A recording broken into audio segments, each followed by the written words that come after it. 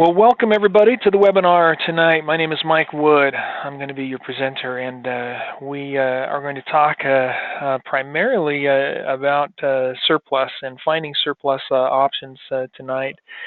I will talk a little bit about some of the different things that I've done over the years, successes that I've found, and where I've found the success in my business.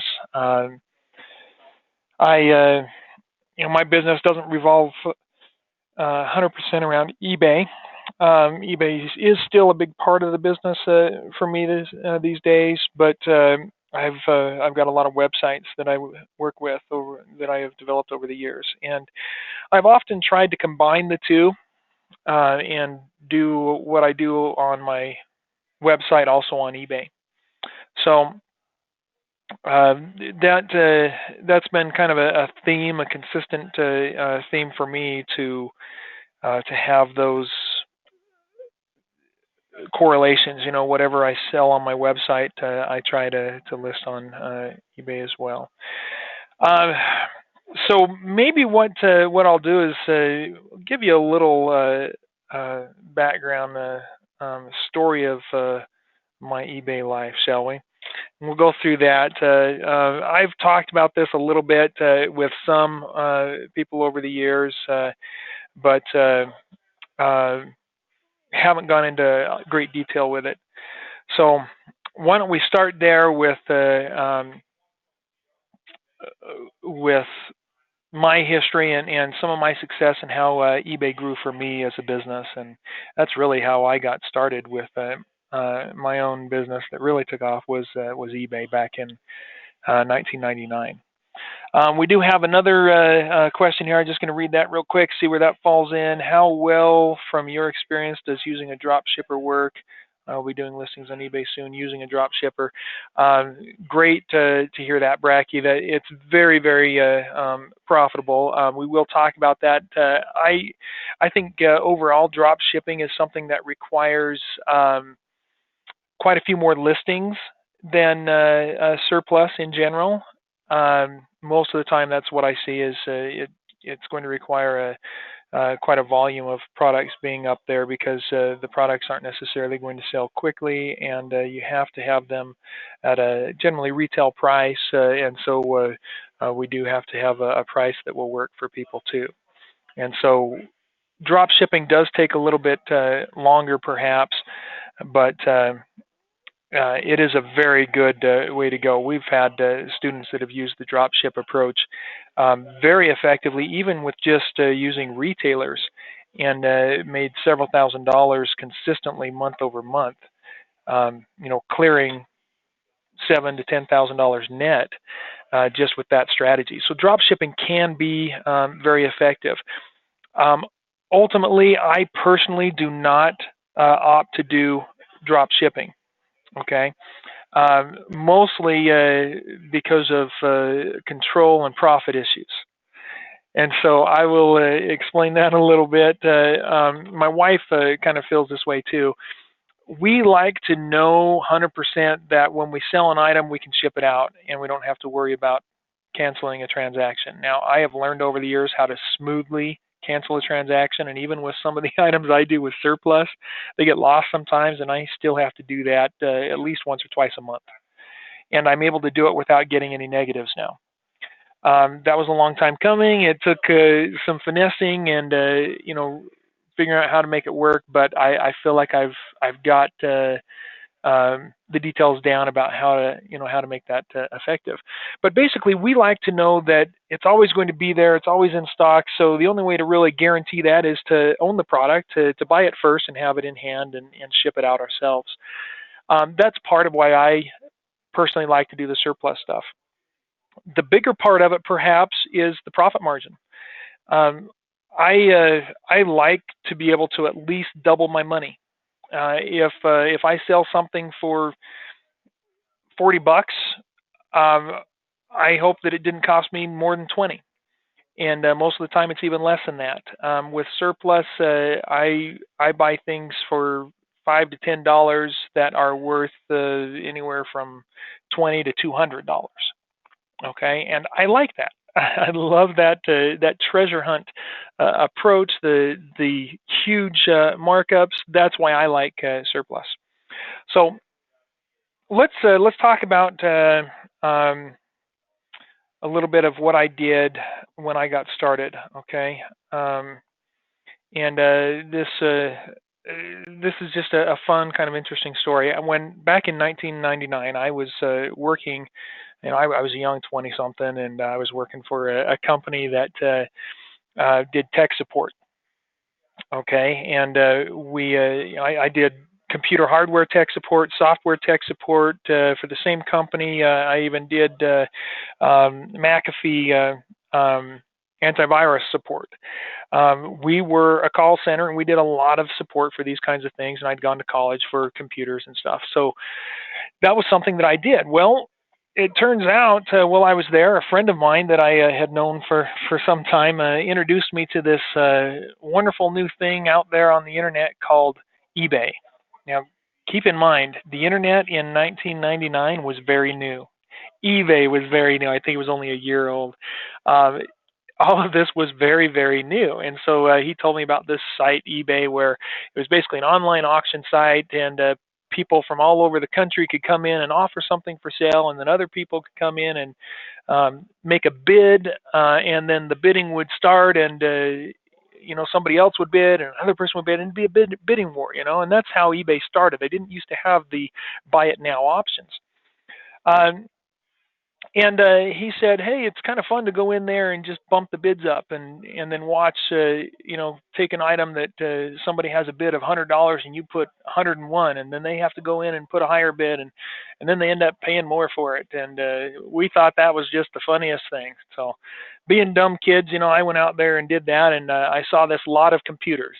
Okay, similar to what you're seeing here, and the lot that I bid on was 6 computers, and I pushed the bid up, and somebody else would come in and bid on it, and I thought, okay, I'm going to push it up a little more, and then somebody else would bid on it, and I pushed it up a little more, got it up to $600, and I was just laughing, somebody's going to have to pay $600 for these 6 computers.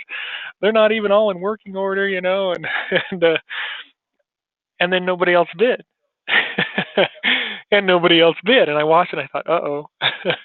Well, at the time, $600, I think, was 2 weeks worth of pay for me. That was a whole paycheck, for 2 weeks work, and I was the winning bidder on that auction of 6 computers that needed work.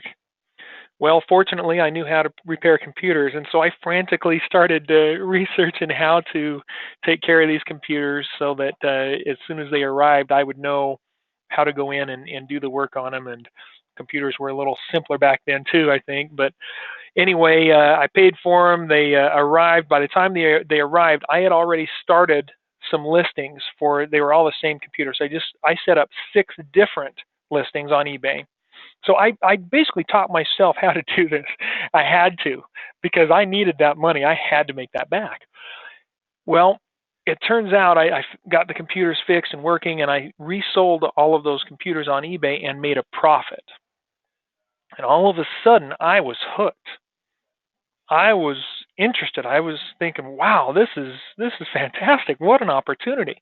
That was my introduction to eBay.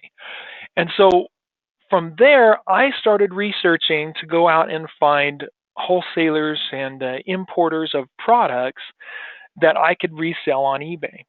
Okay, so let's talk just a little bit about some of my early successes, and I'll show you some of that, and then I'll in the process, I'll kind of talk about how I've done my research and found these suppliers. Okay, so this is going to cover the some of my success idea. I hope I answered your question, Bracky, about the drop shipping. The potential is definitely there. We have lots of webinars showing that. There's definitely a lot of potential there. So don't shy away from drop shipping just because I don't do it very much myself. It is a great opportunity, a great option. You just need to treat it like a business and do a lot of things. Now, when I got started here, so I sold those computers, and then I thought, okay, what else can I sell? And I looked at what other people were selling on there, and the 2 things come to mind that I remember from those days. One was chess sets that I had found it, and not just any chess sets; they were glass chess sets. And at the time, again, internet was new. This communication across the world was kind of a new thing. eBay was brand new. It was a little easier for me to go out and make some money. And I found a source for products like this right here. Uh, in fact, it may be that exact set. This is another one that looks like it. That one there, it was a board with clear and frosted squares, a little tack thing underneath to little rubber things underneath for it to sit on, and then clear pieces and frosted pieces. It was this same exact board that you're seeing right here. And I don't recall what I sold them for. This was so many years ago, but I was buying them at $5 a piece, $4 or $5 a piece. And I think I even remember the site that I bought them from.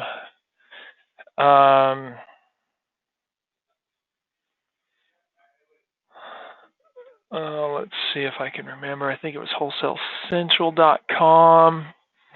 This was one of the earliest sources I found. There's a lot of junk stuff out here, but if you sift through all the products and sources, there are a lot of good options and possibilities too. And every once in a while, you might even find a drop shipper, but for the most part, these were wholesalers, importers, importing products, and just had stacks and stacks of products. And so I went through here and found some of these. In fact, you could search for it, glass chess. And see if we can. There it is. We can find that there. They've got so there's a 14-inch set and a 7.5-inch set, which sounds familiar to similar to what I was seeing back then. Not really a true wholesale price when they're selling for less than that on eBay, right? But that's some of the. So there's $6.50 each, $7.50 each. So anyway, I would find somebody like that, and then I bought them in bulk, and probably talked to them in detail. I don't know that it was these guys. It might have been. I don't know, but and then I listed those. So I bought a few of them. I'd buy a handful, and then basically sell them for 2 or 3 times what it cost me out on eBay. And I just built my business small, starting with something like this. And I found a product that I did the research. I mean, I researched several items until I found something, and I don't know how long I researched, but I had the time and I did it until I found something that would work. And then I bought a handful of them, and I stored them in my closet, small little tiny closet is all it was. And I had a small pile of these. Maybe let's see this. Site here says minimum order is $50, so I probably made an order of $50, and that would give me 8 of these, okay? And so I ordered 8 of them, put them up on eBay, and once I've sold 4 of them, I had enough to go order some more. And so I took that money and put it into building my business and ordered 8 more. So now I had 12 in the closet, right? Well, then I sold some more of those, and I figured, once I've sold the first lot that I ordered, I can take a little bit of that money for myself, as long as the majority of it goes back into the business, and I kept building the business. Well, then I moved on to other things. I had at the time I had an interest in display items. I like to buy cool looking things. I'm a guy, and I was a young guy, and I liked knives and outdoor stuff, and so I somehow got into display daggers, and so there we go. We've got all these kinds of things. They still sell these same things that I sold, and I got into this type of stuff right there. I sold one like that before, and what I was selling was, the display swords and daggers, and I even made my own plaques out of wood for them so that I could make a nice plaque for them to hang on the wall and stuff. Well, I started doing that probably late '99, 2000, and had these were cheap replicas. They weren't licensed or anything. They weren't high quality knives, but there was a market for the cheap replicas.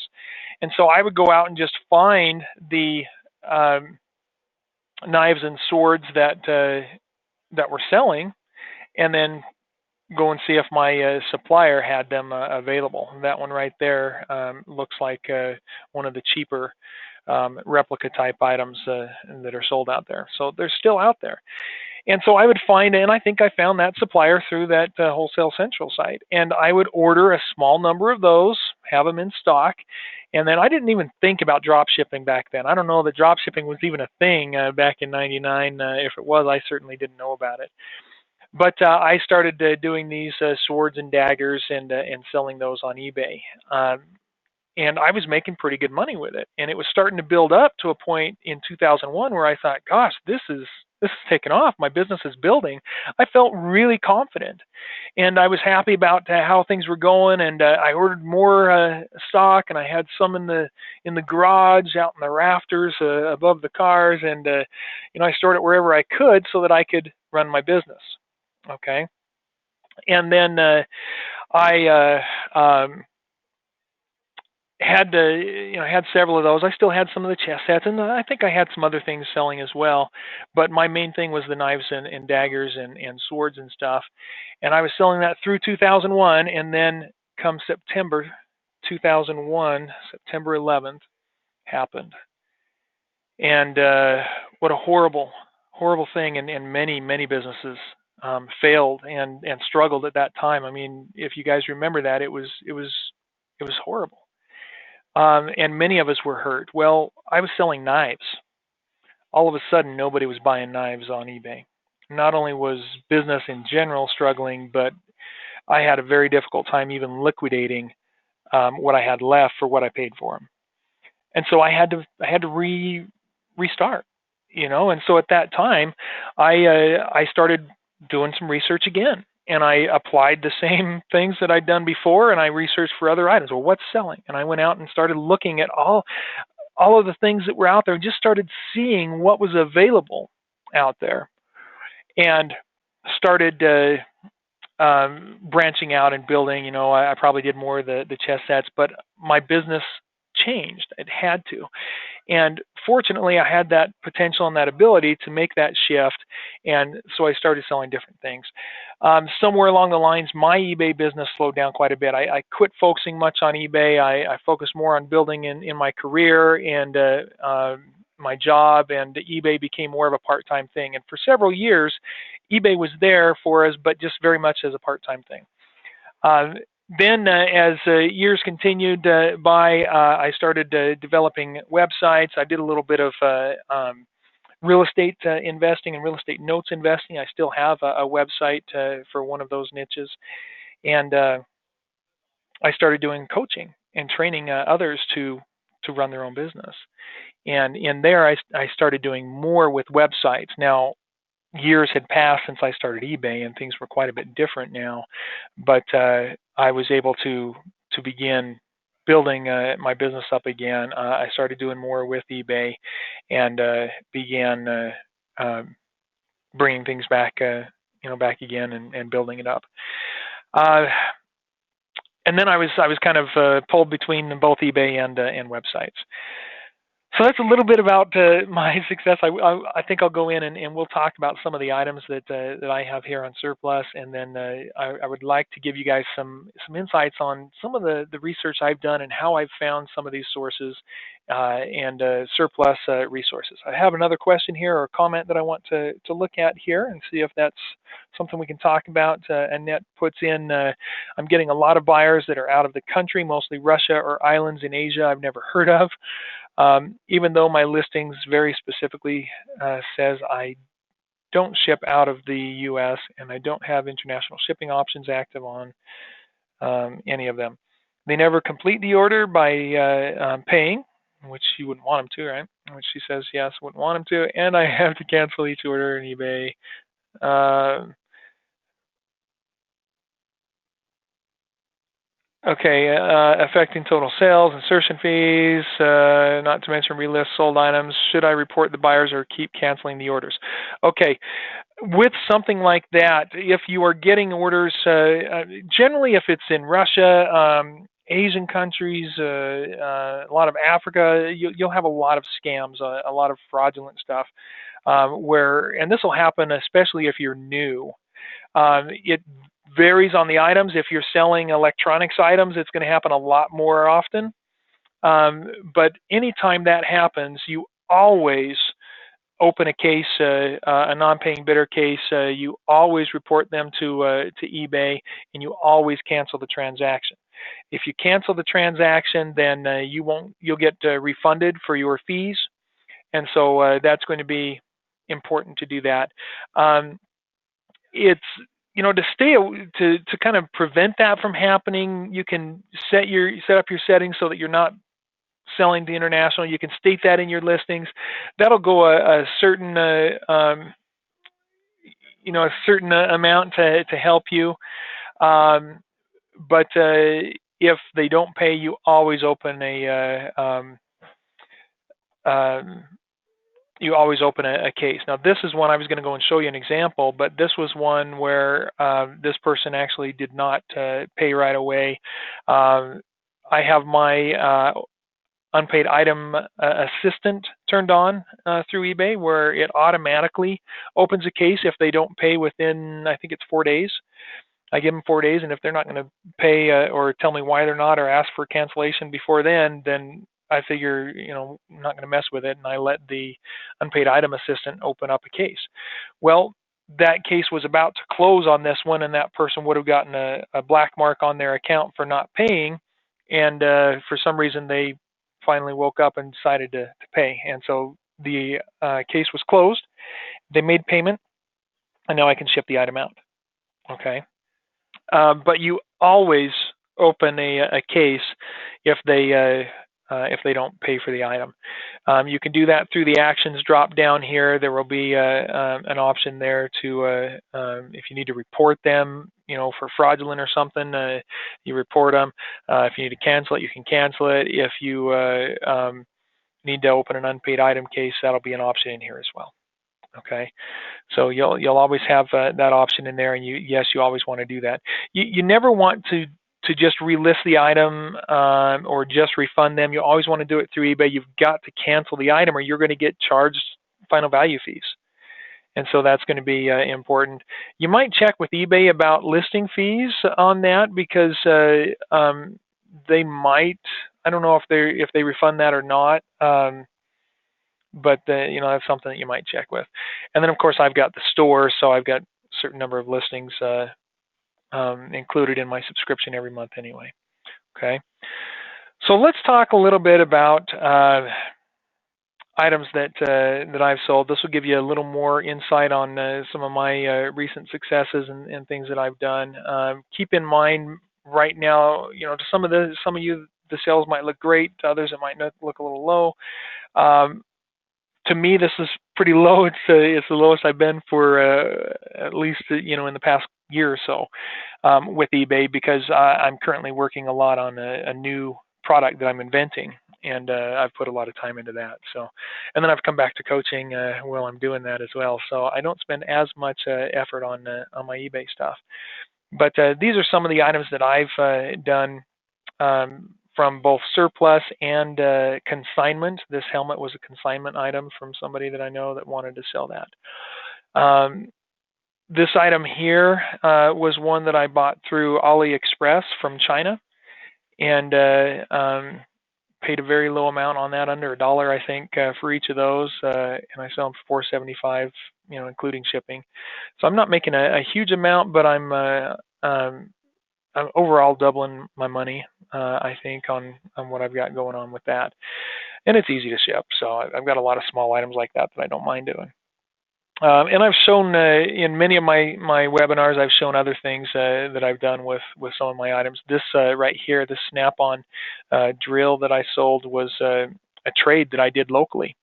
And I knew it was worth something, and I do that a lot with some of my items, where I'll trade it for something of value that I can sell. And so that just, these are some of my recent sales and things that I've done. How do I find them? Well, word of mouth and networking is probably one of the most beneficial things you can do to find sources of product. Okay. Word of mouth, that's how things happen. That's really one of the most valuable things. So I guess what I would say to you along those lines is don't be shy. Tell people what you're doing. Let them know that you sell on eBay. Ask them if they have anything that you want them to sell for you. Um, as you talk to people about what you do and explain your business there, especially as you get more confident with it and you've started really working the business. Now, if you only got 20 or 30 items listed on eBay, you probably don't have many sales, if any, and it's hard to have the confidence to go and talk to uh, somebody else about this to say, hey, this is what I do. This is my business, because you're not treating it like a business yet. But when you get it to that point where you've started to make sales and you're comfortable with the process of listing and you've got a couple hundred items listed up there, then it becomes a lot easier to do that networking. So of course we've got to work the business. You got to get as much items up there as you can with whatever avenue, but then start talking to people. One of the easiest options for finding some of these surplus possibilities might be through a Google search. Let's go to Google and let's just do a search here for, let's try public surplus auction Utah. Search for your state. We've got this publicsurplus.com, which has a lot of sales all over the country. And most likely you'll find something like that in your area. Okay, and there might be other, there will be school districts and other government auctions. So here's one of the best tips I can give you. If you really want to find excellent resources of surplus estate sale items and stuff like that, start going to one of them. Just get out there, stick your neck out a little bit, and find somebody else who's doing it and talk to them. Open your mouth. Make some friends, okay? And meet somebody who's doing it and who has been for a few years, preferably. But if you come into this public surplus here, for example, if we come in and just click on this area here, we can see some of these items that are available there. And if I go in and click on the individual item, then I can see where they are available. It'll give me an address. So this one here is for Alpine School District at this address right here in Linden, Utah, which is pretty close to me. And it gives me a link here, or a section here that says pickup and viewing times Monday through Friday, 8 a.m. to 4 p.m. And then they're closed for lunch. Okay, so if I wanted to, I could go in to that address right there during these hours on these days, and I could look at the items they have available, and it's likely somebody else is going to be there. Okay, and I can talk to other people who are there looking at things. And hey, have you been doing this long? Do you do other auctions or sales? And let them know you're just getting started. That's okay. You don't have to act like the expert. Just say, yeah, I'm just kind of getting started on it. Looking for opportunities, anything that I can make a profit on, and just be honest and open and talk with them. And you're going to find somebody who's willing to talk. Now you'll find every now and then there are people who don't want any more competition, and they don't want you, edging in on things. But you're bound to find somebody who's very willing to talk to you more about what they do and other sources they know of, and to be more open with you as well. And you never know until you open your mouth.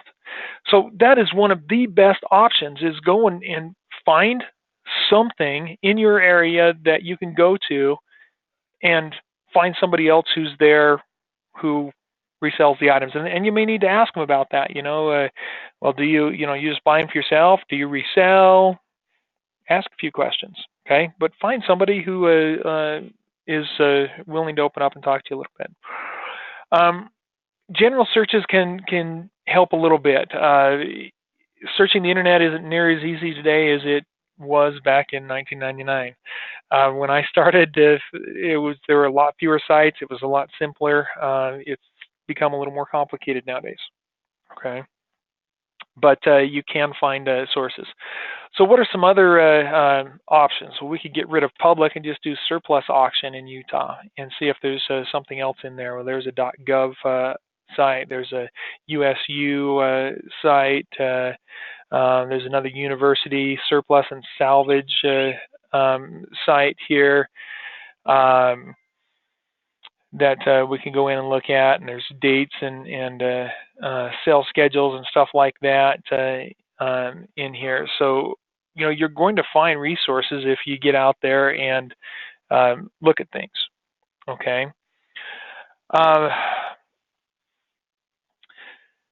Then we've got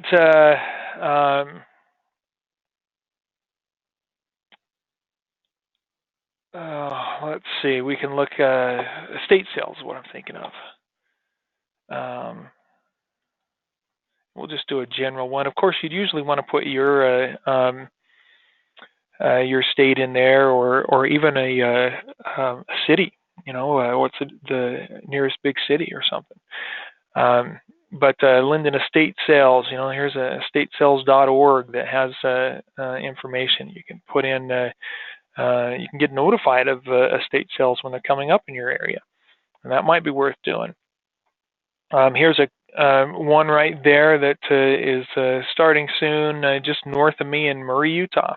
That's an opportunity for me. And here's a list of other estate sales that are available. Now, sometimes you can find great things at these estate sales. Sometimes you don't. But again, network. Get out there to these estate sales. When you go to these estate sales, you are often going to find people who are going to them looking for items they can buy cheap and resell. Okay, you'll find plenty of estate sales where they're charging high prices and they're not looking to give it away at a deal, but there are also plenty of opportunities where they are offering prices that will allow you to buy something and make a profit. Okay, so get out there, look at what they have, but then again, network, talk to other people that are there. What do they do with it? Are they just collecting themselves? Are they planning on reselling? What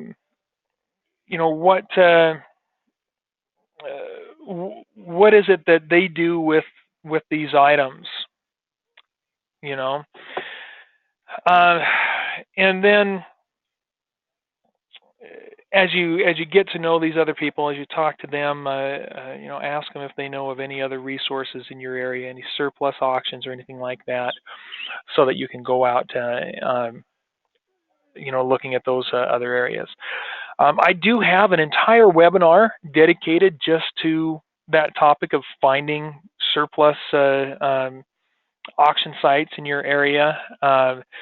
And that's, in that one I go through a lot of these details in very good detail to give you insights on how to do that research. But honestly, the one that I found, I didn't find it online. I found it through word of mouth, somebody else telling me about it. Okay, and I'll show you that site just so you know what we've got there. Pull that up, and what I'd like to do is let's look at their about page. Just a little tidbit on search engines. When you do a search on Google, Google can only show you results that are related to the content on the page compared to your keywords. So if I put a keyword in for public surplus auction, Salt Lake City, Utah, I may not get this NPS store. In fact, let's do that specifically. Public surplus auction, Salt Lake City, Utah. and see if NPS comes up. They recognize I did. Public surplus comes up very well there because they've got the public and the surplus word in there. But as I look down through this, nowhere on that first page do I see the NPS score. Second page, a lot of other options possibly that could work for me here, but I still do not see the one that I know is out there. They are not coming up. Why? Well, because they don't have the term public surplus auction on their site. What terms do they have on their site? So you might use this as an example to help you search. And then every time you find a site in your area that indicates a possibility of something like this going on, look at their about page or their information page, their FAQ page, their contact us page, any of their pages, and look at the wording. Is there anything that stands out to you as a keyword phrase that they are using to indicate what they do? Okay, so here we have their company, National Product Sales, and then they explain, has been serving customers in the Salt Lake City vicinity since 1968. Our business started with a simple concept of assisting other businesses with overstock. Well, there's a key phrase I could use. Refused packages, lost and damaged merchandise. Okay, what about damaged merchandise sale? So we could take that back over to Google and do a search for damaged merchandise Salt Lake City. Oh, well, look at that. Lo and behold, there's my NPS score. Right? Are there any other options up here? Here's a page right here, Schools Railroad Damaged Merchandise Wholesale and Supply Store. Oh, interesting. Well, where is that? And I could go in and find it here, and there's another possibility of something that I can work with, right? That's very interesting. That's one that I had never heard of. I didn't know it was out there. Okay, and I don't even know if it's Salt Lake City. I mean, it looks like it's right downtown Salt Lake City. There's another option for me. Okay. Then we've got what else do we have there? Another Facebook, freight salvage. See, and here's another keyword: freight salvage and miscellaneous goods. There's a keyword that you can use, right? Jobs, terms and conditions, industrial supply. That doesn't look like a surplus company. So, but that gave me some good ones right there that I can research. Schools, railroad damaged merchandise, freight salvage and miscellaneous goods are things that we can search there. And sometimes these days you might find Facebook pages that offer these things, right? That might be what you're finding is the Facebook pages and links. And then we can take those same keywords. What did I search here? Damaged merchandise, Salt Lake City. What if I change that to just Utah? What if I'm willing to go anywhere in Utah? What if I change it to Nevada? Okay. And then we've got some other possibilities. Salvaging of damaged merchandise, service only, Manta.com. Manta is a directory, so they're not going to be a great source necessarily to really find good resources. Bankrupt or damaged merchandise dealers, salvaging of damaged merchandise, service only, D&DB. So you start to see other things. So you follow the breadcrumbs, right? I mean, that's kind of what you got to do here is you find one keyword, you search it, look at the other results that come up, find other relevant keywords, you search it, and you continue looking for some of those other sources that come up. Okay. So, all right.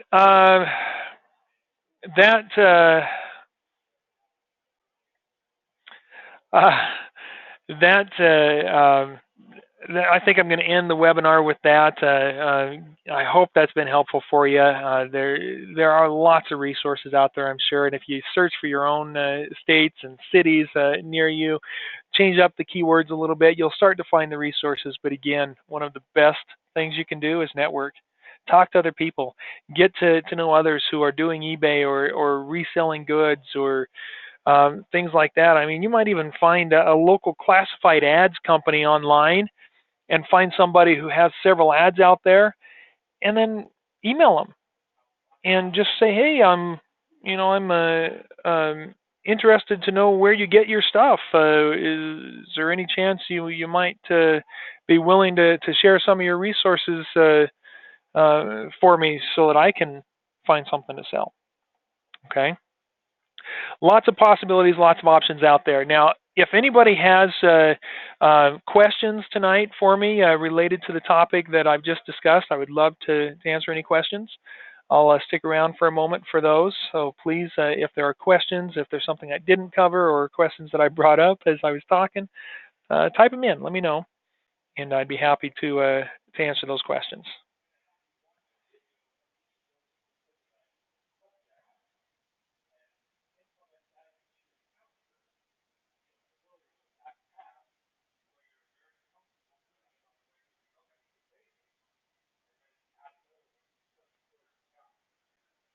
Okay, and I'm not seeing any questions coming in.